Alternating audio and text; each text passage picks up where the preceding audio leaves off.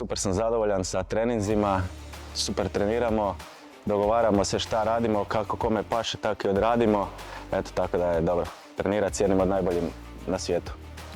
Pa trenirao sam već s njim i prije, nekoliko puta na kampovima, dolazio je u Poreč, ali ortak ko ortak, znači olimpijski pobjednik, svjetski aktualni prvak i jako je teško trenirati s njim, to ljudi ne razumiju. Znate, jedno je borba koja traje 6 minuta, a drugo je trening. On je čovjek s kojim je jako teško trenirati. I pogotovo da ne kažem trenirati cijeli trening ako se radi o stojici, jer on je u stojici najbolji u svijetu, ne samo u toj kategoriji 67, nego ja mislim među top 3 Hrvača općenito u cijelom svijetu što se stojke tiče. Ali eto, to je, ajmo reći, jedna moja mana, ta stojka do sada uvijek bila, zato on i je u stvari ovdje doveden da eto, ja prosperiram što više u stojci, a automatski onda prosperira što više u parteru koja je moja slabija strana. Baš sad kad gledamo, trenirao sam cijelo vrijeme s njim, sad kad gledamo njega i Ortu, to ako se nađu u borbi, bit će jako zanimljiva borba, tako da nam se da će Etla pobijediti, ali bit će jako zanimljivo i gust meč.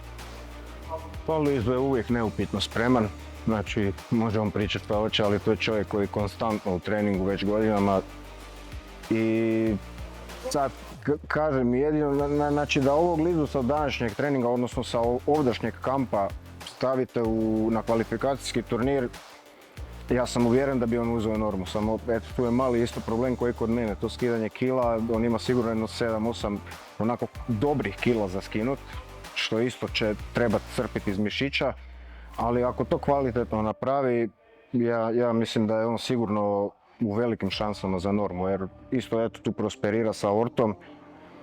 Liza je isto Hrvač kojem se borba bazira na stojici, tako da mu sparing sa njim isto jako dobro došao i ja vjerujem da Lizo to može. No, Croacia me parece una ciudad muy bonita, ya que está en pleno desarrollo y tiene buenos luchadores, por eso vengo aquí a menudo a entrenar con Ettinger, con Lisa Tobi y con el 77 kilos, ya que me ayudan mucho también para mi preparación para los Juegos Olímpicos. Me parece un campo de entrenamiento muy bueno, ya que, como te dije, los dos son buenos rivales. Espero que ambos puedan clasificar para los Juegos Olímpicos y poder seguir ayudándonos mutuamente entre todos para poder alcanzar una medalla en los Juegos Olímpicos. Pa najviše možda vidim u tom kondicijskom dijelu, zato što je on Hrvač od kojeg nećete vidjeti neka spektakularna bacanja, ali ima strahovit dobar tempo. Dakle, i od prve do zadnje sekunde to je isti čovjek, znači nema uspona padova, nema nikakvih oscilacija, nego od prve do zadnje sekunde on je doslovno stišćete na zonu, znači stalno moraš gledat, paziti da ne budeš pasivan, da ne staneš van, da te ne izbaci iz ravnoteže. Tako da dosta sam sigurno prosperirao u kondicijskom dijelu i u defenzivnom dijelu. Sad, što se tiče napadačkog dijela, osjetim napredak, ali mali. Znate, jako teško je njega natjerati na nekakvu pasivu da on sad krene unazad. Jednostavno je toliko dobar u tom dijelu, u tom segmentu, ali da osjetim napredak, definitivno ga osjetim. Sad ćemo vidjeti, evo, sljedeći tjedan idemo u Poreč na pripreme, tamo će biti, mislim, 17. prezentacija. To će mi biti najbolji pokazatelj koliko sam tu napredovao u stojici sa Ortom. Voy a por la próxima semana para participar en el campo de entrenamiento, que debe ser muy bueno también y fructífero, ya que podemos competir y entrenar con rivales de gran nivel y podernos superar cada día más para poder llegar a los Juegos Olímpicos en óptima forma. Viene Daniel Gregory de los 87 kilogramos y Mario Olivera, que es su entrenador personal, ya que van a incorporarse también al campo de entrenamiento para ir al clasificatorio en Estambul, a lograr la clasificación olímpica para poder participar en los Juegos Olímpicos. Pa mislim, fokus mi je u tom dijelu, znači najveći fokus mi je da dođem što svježiji na trening s njim. Jer nema smisla da se ubijam u nekim drugim treninzima, bilo atletskim, bilo dizačkim, i onda dođem na trening hrvanja sa njim umoran. Nemoguće jednostavno raditi onda s njim.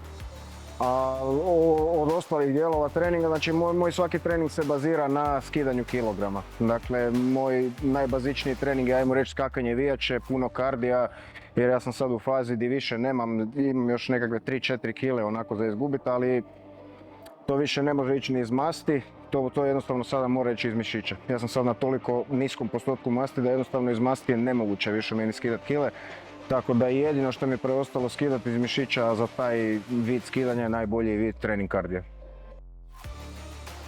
Stvarno imam jako puno iskustva, mislim cijelu karijeru malte ne i treniram taj kondicijski dio sam, slažem se prehranom sam, puno sam se educirao, puno sam knjiga čitao, puno sam podcasta od pametnih ljudi gledao gdje možete neke pametne stvari naučiti, tako da stvarno što se tiče nutricionizma nije to nikakav problem, jednostavno teško je, ovo što ja radim to je ekstrem. Dakle, ova kategorija meni bi idealna kategorija bila recimo 71. Evo, tu ne bi bilo nikakve patnje ni ničega, ali jednostavno postoji ta kategorija 72 koja je neolimpijska. Kategorija iznad je 77, tu jednostavno se ne vidim, ne samo od naših dečki, Kamenjašević je tu glavni i to, ali općenito na svjetskom nivou se ne vidim jednostavno u toj kategoriji. Dakle, jedno što preostaje 67 i kažem, to moje skidanje kila je ekstrem i to ne bi naravno preporučio nikome. To ću napraviti sada za olimpijske igre, a onda dalje ćemo vidjeti eto, kako će moje zdravlje i stvari teći kakvim tokom. Bueno, quiero poder participar en el ranking serie de Hungría ante los Juegos Olímpicos y de ahí seguir la preparación aquí en Europa, a lo mejor aquí en Croacia, en Bulgaria, según donde coordinen mis entrenadores, para poder llegar en óptima forma a los Juegos Olímpicos.